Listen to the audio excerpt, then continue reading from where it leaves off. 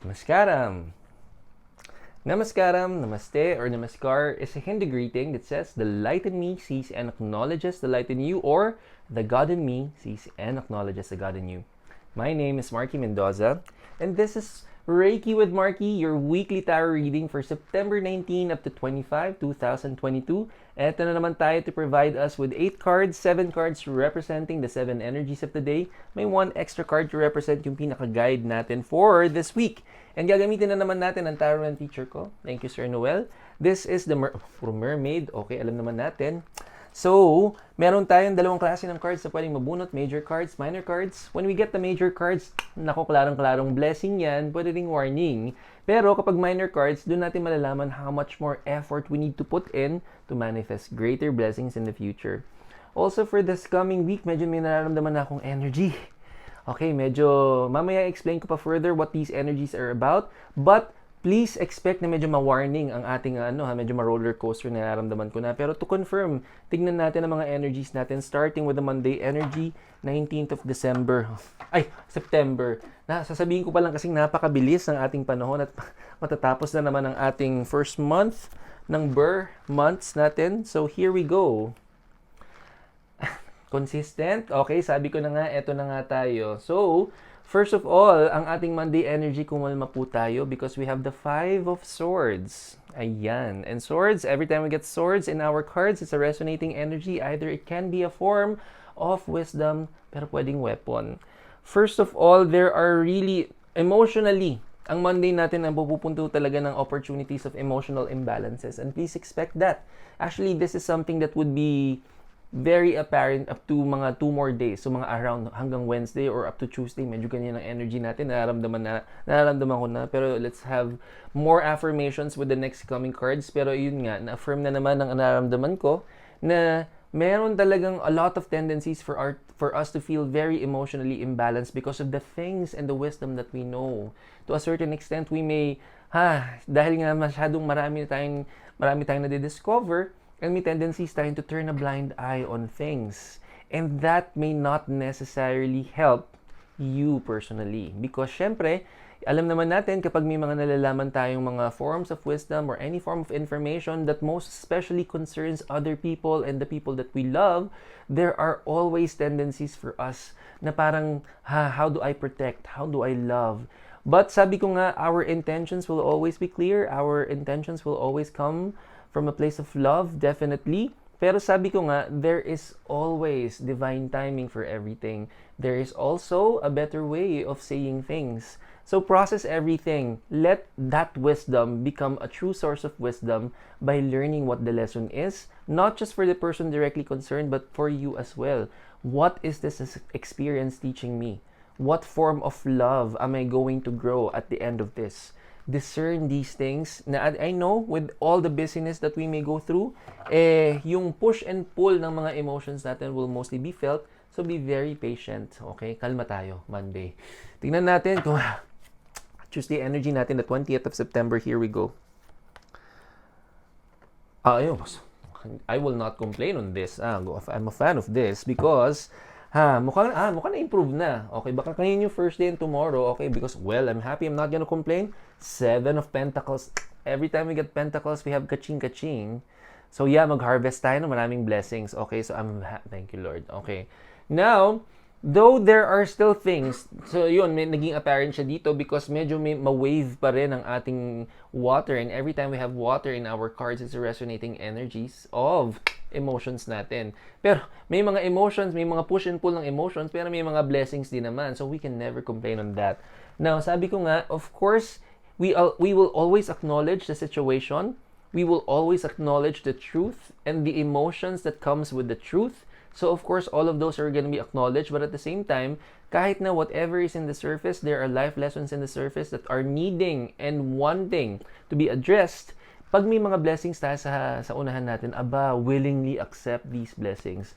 And by the way, these are not limited to just like material abundance or prosperity, but also wisdom. Maraming ideas mag-flow natin. We're gonna be full of passion. We're gonna be growing a lot of inspiration on this day. So you will find yourself na talagang napaka-busy tayo, getting our hands dirty and making sure that we'll always create many things that would lead to more blessings.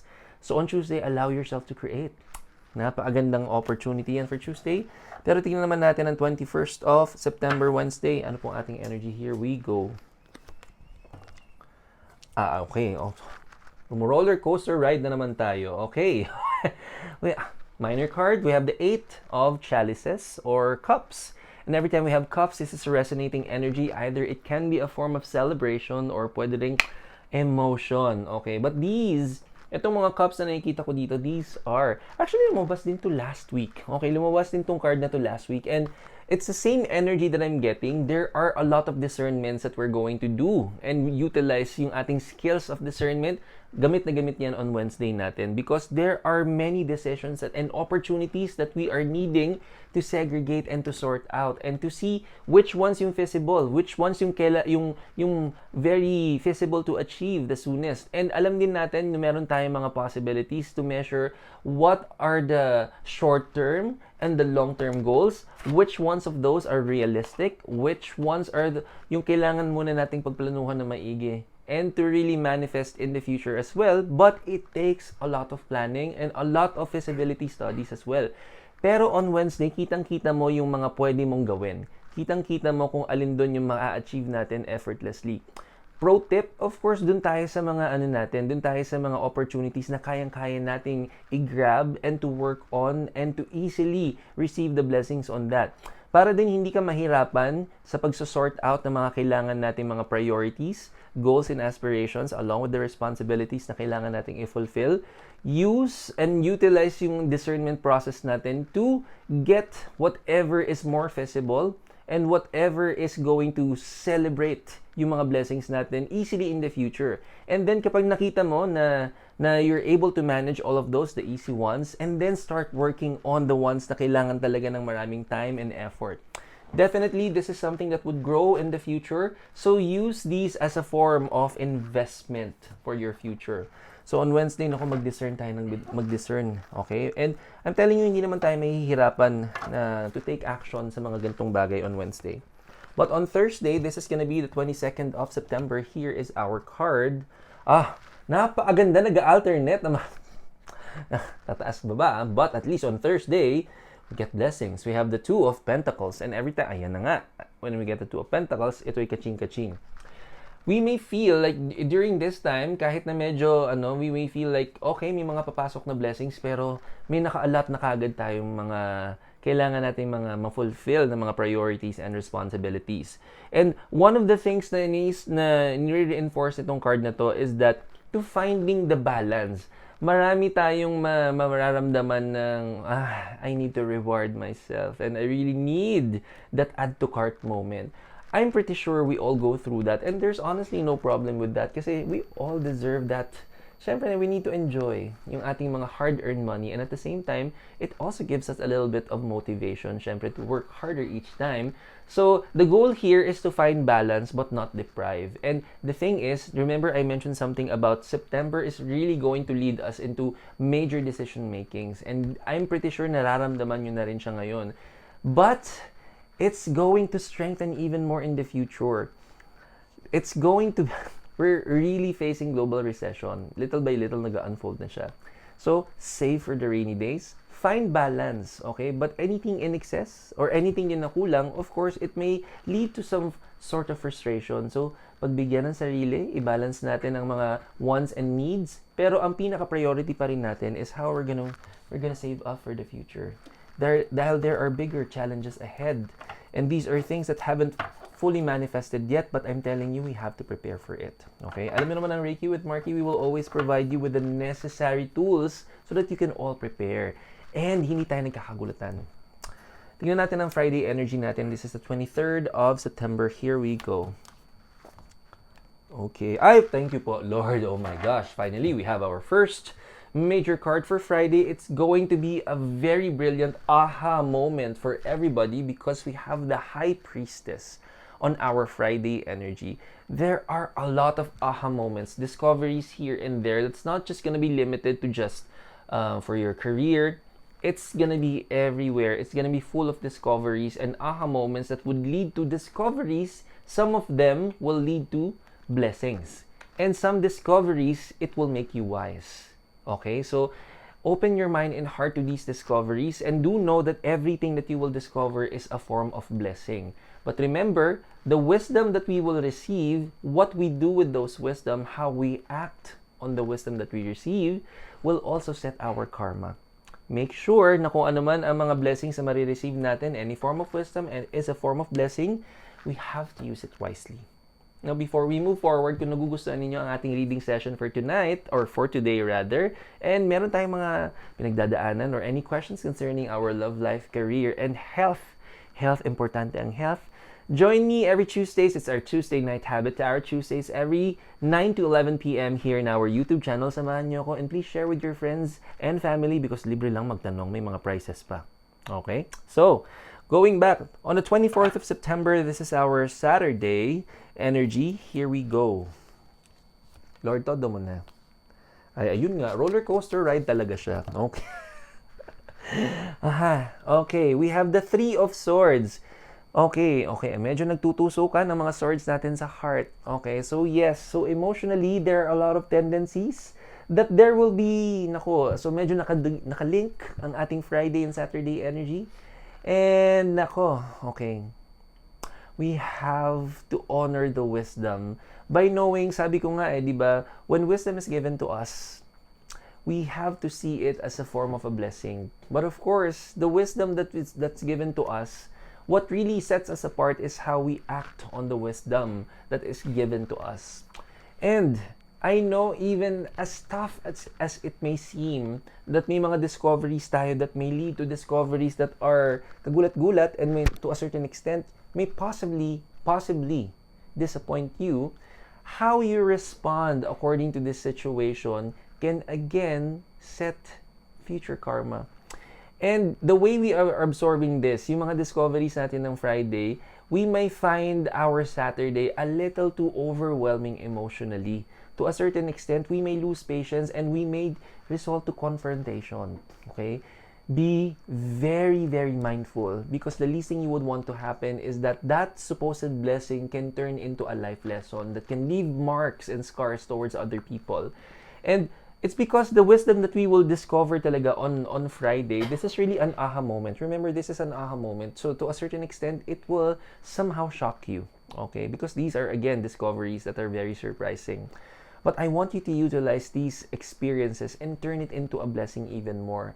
There are certain battles na we can choose. There are internal battles that we need to manage and balance within ourselves. Unahin natin yun. Because syempre, mas maganda na magiging magandang example tayo of love and kindness towards other people. Choose love and choose kindness for this day. Sunday po. Okay, tingnan natin ang ating Sunday energy. And this is the 25th of September. Here we go. I thank you. Okay, may tarot. Lang napag-usapan mo lang si Lord. Okay, so we have a major card. We have the Emperor on Sunday. So, the Emperor is the energy of the King and also the energy of the Father. So, definitely, okay. So, fresh na fresh, breaking news, kakapasok lang ng wisdom. Okay. So, literally, it's really tied to our Friday energy. Now, on Sunday, there really is a strong decision to hold your ground and to stand on what you believe in and to also make sure that you're going to implement your truth, your personal truth.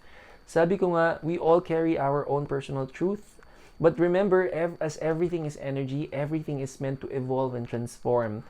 What you may have believed in last 5 or 10 years may not necessarily be the similar thing that you are still believing in as of this moment.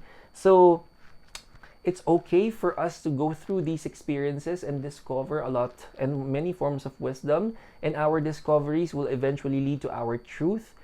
I want you to remember this day. I want you to remember this day that whatever truth you will serve and you will choose to honor, remember in the long run, expect that this is something that's meant, that will serve as a good opportunity to grow and to also transform and change. Just open your mind and heart to these possibilities in the future. But on Sunday, because I'm really seeing that we're really here to honor our truth.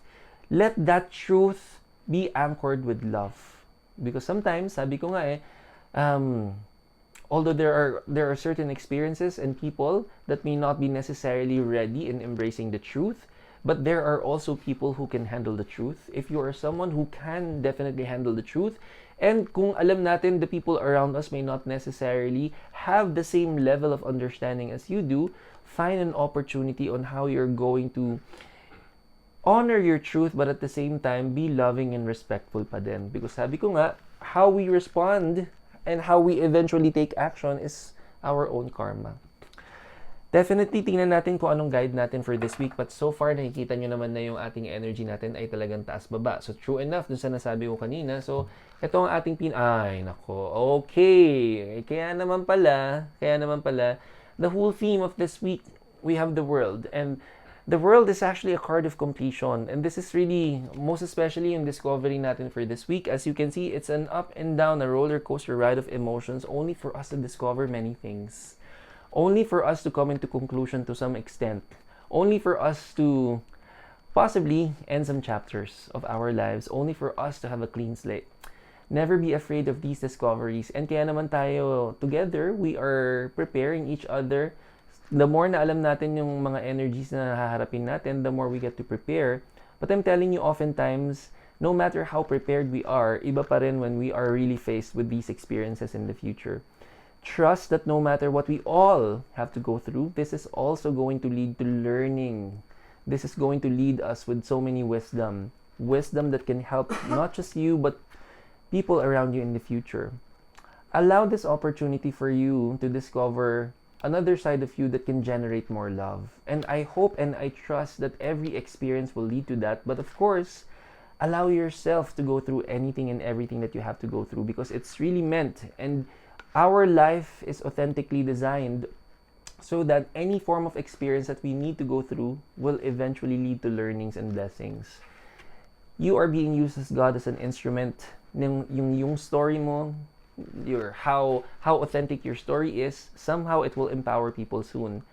But your own experience itself is already the power. Learn how you can channel all of these wisdoms and learnings this week to become power in the future. Power that is anchored by love and kindness. That's it for our reading for this week. And I do hope you do like our episode for today. And if you do not forget to give it a good thumbs up. And I will see you all this coming Tuesday, because it's our Tuesday habit. And pakishare sa ating friends and family. And huwag kalimutan mag-like, share, and subscribe para naman mas G pa tayo sa mga recordings natin in the future. But for now, this has been Marky Mendoza. Laging nagpapaalala to keep trusting the process. Namaskaram, everybody. I will see you Tarot Tuesdays. Good night.